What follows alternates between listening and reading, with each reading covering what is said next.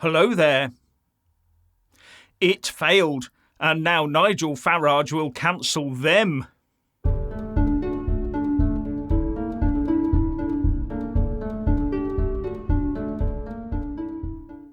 They thought they'd cancelled Nigel Farage with a glide path to exit, but he's now cancelling them. Like him or loathe him, Farage has really stuck it to the system. The NatWest House of Cards lies in ruins. They thought they'd eased Nigel Farage out of their bank, but Farage fought back and is now easing the NatWest hierarchy out of their jobs. First he got an apology from the BBC, and now, overnight, he's managed to force Dame Alison Rose out of her mega bucks job as chief executive of that banking group. And now his sights are switching to NatWest chairman Sir Howard Davies and Peter Flavel, the boss of the NatWest subsidiary Coots, where Farage still has an account for the next few days or weeks until they shut it down. After which he says he'll be in to withdraw his money in cash. I hope he takes a bodyguard with him when he leaves.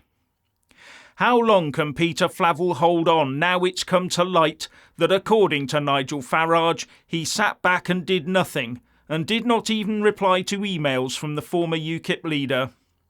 And more, Farage is now demanding that the entire NatWest board be removed for their failure to enforce the bank's own ethics by trying to defend Alison Rose to stop her being forced out. As a result, NatWest shares have taken a tumble on the FTSE 100. And they said they wanted to rid themselves of Farage in case of reputational damage. I bet they're bitterly regretting that decision right now. And it's not just Alison Rose blabbing about a client's personal financial information with a BBC reporter.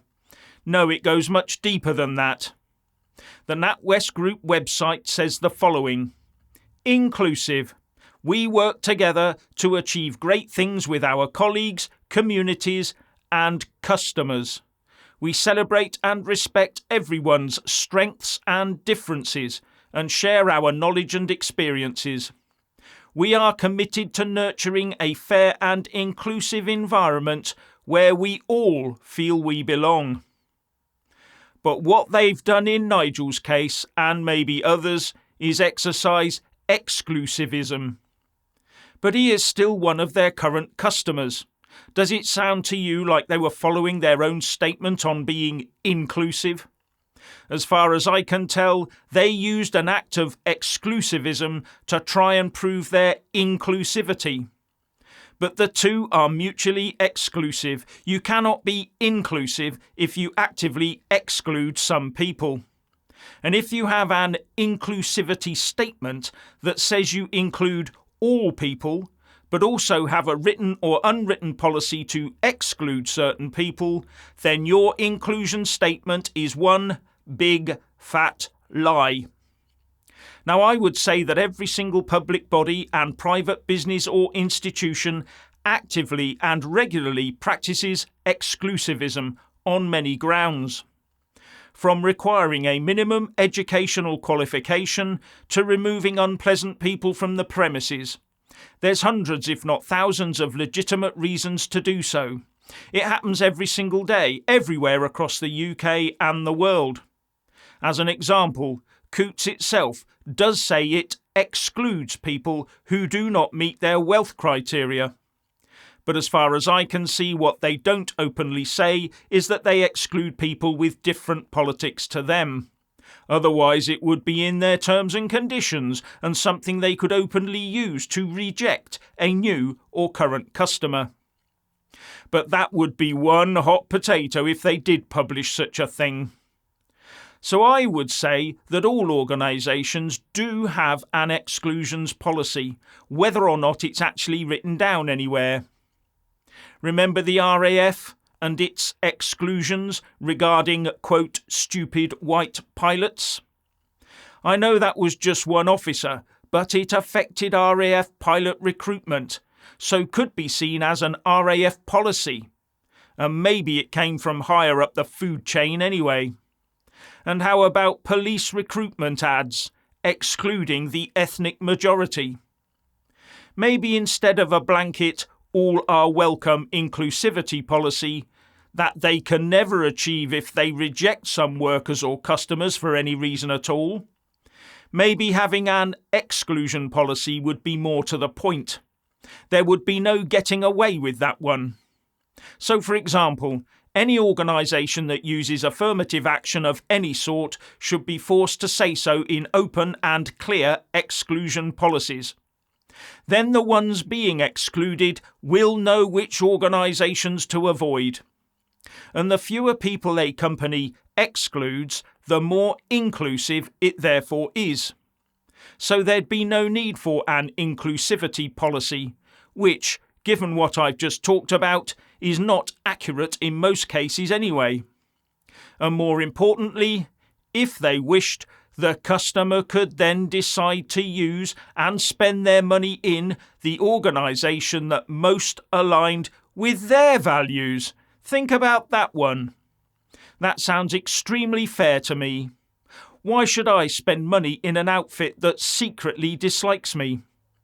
As the situation stands today, as a Brexiteer who wants our borders controlled, I hadn't realised how unwelcome I would be at NatWest. With an open and clear exclusions policy, I would know which organisation with which to leave a very wide berth. And here's the big thing. We should not be fighting for inclusivity when we practice exclusionism to try and achieve it. No, we should just be fighting against all exclusivism. Because exclusivism is now being employed under the corrupted disguise of inclusivity to cancel people because of what our WEF-style masters believe is wrong think. And with the way inclusion is being exercised today, we, the customers and taxpayers, are being controlled by the public sector bodies and private institutions that are meant to serve us. They have become our masters because they hold the power to cancel us. People become too frightened to open their mouths or be open on social media in case their bank or their local essential service or even their boss finds out and cancels them. The customer is now not always right. The customer is now always tolerated until they think you are guilty of wrongthink. Then it's goodbye. As I've said before, the march through the institutions, starting from primary school right through to university, has proven to be extremely successful for those that wish to bring about a quiet communist revolution in the West, because it places ever more lefty-conditioned people into positions where the socialist system reinforces itself after every generation. Now, Nigel Farage said that the boss of Coutts, Peter Flavel, has been asleep at the wheel throughout this whole saga. But has he? Or is he part of an active policy to turn his bank into a political activist force? And because of that doubt, he should be gone by the end of the day. Anyway, what the customer needs to see is clear and accurate language that reflects the reality of the situation. A situation where organisations do have exclusion policies.